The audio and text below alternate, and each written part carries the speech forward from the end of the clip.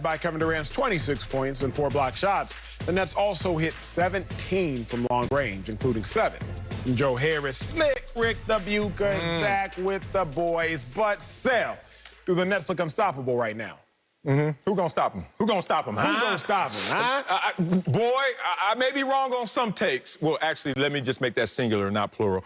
The Clippers may make me wrong on the first take ever on this show doing it with you, Acho, but boy, did I nail this Brooklyn Nets one from day one. Dude, what are you going to do to stop this team? The Celtics are out there trying to double-team 3 players, like KD, Kyrie, James Harden, with only 5 players. Y'all do that math. How you going to double-team all 3 of them when you only got 5 on the court? It ain't going to work. And you want to know why? I know it's not going to work because I passed math, but also because Joe Harris is sitting there like, keep being preoccupied with the big 3. And Joe Harris is lighting it up. There's just not enough of a calculation that can stop all of these guys. Let me give it to you a different way. Because the ability to self-correct, not only between ball game, whistle to whistle, but also between games, time off, is what I see from this Brooklyn Nets team. So not only tremendous athletic ability, tremendous production, but also in harmony and sync and tremendous acumen. Are you kidding me? They shoot 23% from the 3-point line in game 1. You know what they come back in game 2 and say? Here's 44% for you. The ability to self-correct. Man, I don't see anybody in the East stopping this team. And unless the Clippers can lick their chops and come back in this series, I don't see a team in the West able to contend with this team. It's going to be scary for everybody going forward. Yeah, they look unstoppable, Sel, but be real with your boy and be real with the world. It's easy to look unstoppable playing against lesser competition. Marcellus Wiley, let's go back to your national championship days. Sir, before you ever run at a state track meet, what do you run at? You start city, and then you got regionals. Yep. You go district, you go regionals, you go state. Yeah. At a district track meet, a bunch of people, Slick Rick and Sel, look unstoppable. Bunch of them do in the district because that's against the lesser competition. Then you get to the regional competition, and the cats that looked unstoppable, some still look unstoppable, but a lot of them, it's like, they all right. But even if you look unstoppable through district and through regionals, then you got to go to state, Slick. And then you don't look so unstoppable anymore. But even if you do, still got to go to nationals at times. And when you get to nationals, big dog, that's when everything levels out. Of course, in the first round against the maligned Celtics, the Brooklyn Nets look unstoppable. Just like everybody that's good looks unstoppable in district. But then when you get to the semifinals and you got to face the, I don't know, Milwaukee Bucks, you look a little bit less. And then, Sel, you get to state and you got to face the Philadelphia 76ers. And if you just so happen to still somehow miraculously look unstoppable, what happens when you go to nationals and you see them LA Lakers? Ain't nobody gonna look unstoppable for long. It's easy to look unstoppable when you are facing lesser competition. Okay. Acho, so well said, well said. This would have been a mismatch. It was anticipated to be a mismatch going into the series. And then we don't have a Jaylen Brown, and now we don't have a Jason Tatum. So, Marcellus, you are right. They look unstoppable against the Celtics. Everybody else, I need to see it. Look, without their 2 best players, you're now looking at a lineup, and this was the lineup in the 3rd quarter after Jason Tatum got poked in the eye. You're looking at, I gotta look at my sheet to keep these names straight. Marcus Smart, Kemba Walker, Evan Fournier, Tristan Thompson, and Aaron Nesmith. Now, if you would ever, on any planet, in any place, say, you know what?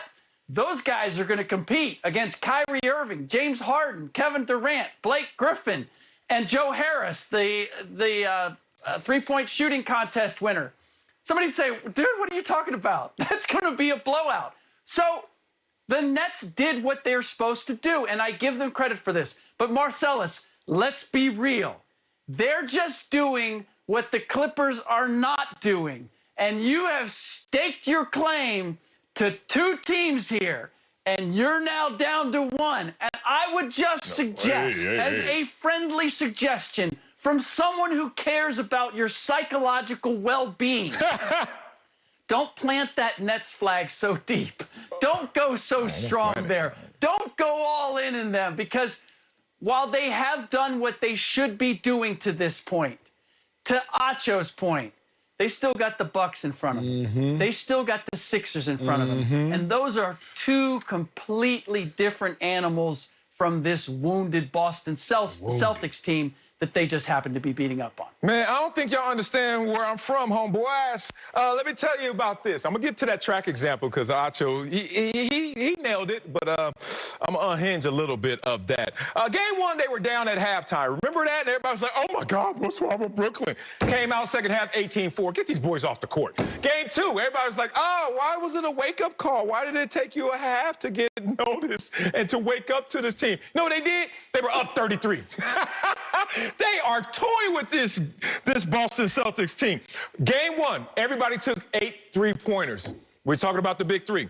Game two, they only took 12 total shots. They were just like, they're jogging. They're not even fourth quarter sitting there talking to the cheerleaders. Like, it's just a problem. They are playing with the competition. No matter what competition out the East, you're going to throw their weight. Let's talk about Acho's example in track. Because I'm here. I'm all ears. This is the beautiful thing about track. Why is track my favorite sport? Because it just eliminates all this conversation and conjecture. I was that kid who ran city. And everybody's like, ooh, Marcellus in the 400. I was like 10, 11 years old. Marcellus in the 400. Now, I knew I was going to be the fastest in the city because I was predicted to win nationals. So guess what? I'm going to smoke these boys from L.A. I got to look out for the cat from Akron or Baton Rouge or Austin or something. Everybody in L.A. know I'm coming. We go out there, and I ran like a 58, low 58. Now, in track, you get the gold medal, yay. And you ran your 58, yay. And I left the competition. And then somebody come up to me while I'm eating my tuna fish sandwich talking about, man, I heard another cat out there ran fast like you. And you know what I said? I don't care. He wasn't on the track that day.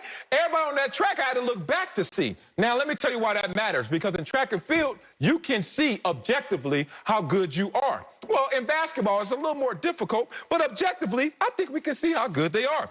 The Nets are the only team in the league with 3 players that average over 24 points a game. That's running 58 in city and knowing you're still going to win nationals like I did. Okay, the Nets finished with the best field goal percentage this season. That's winning city and not being scared about nationals like Acho. Acho always tell on himself, oh, Marcellus, you won city, but look out at nationals. Give a damn. Went to nationals, still put a gold around my neck. And one part you left out, Acho. What happened? We had internationals. We had to go to Eugene, Oregon. And all of a sudden, I'm talking to a kid. I just think the kid from Ohio. Kid talking about he from Germany. I said, hey, man, what the hell? Still smoked his butt, too. Point being, the Nets are going to line them up and mow them down. I don't see anybody in the East contending with them. So you Jesse Owens now. Out here just beating Germans. No, I did. I got fat. I couldn't do any more push-ups, ate Cheetos, became a football player. Hey, man. Coming up are Kawhi Leonard and Paul George to blame for the Clippers' playoff failures.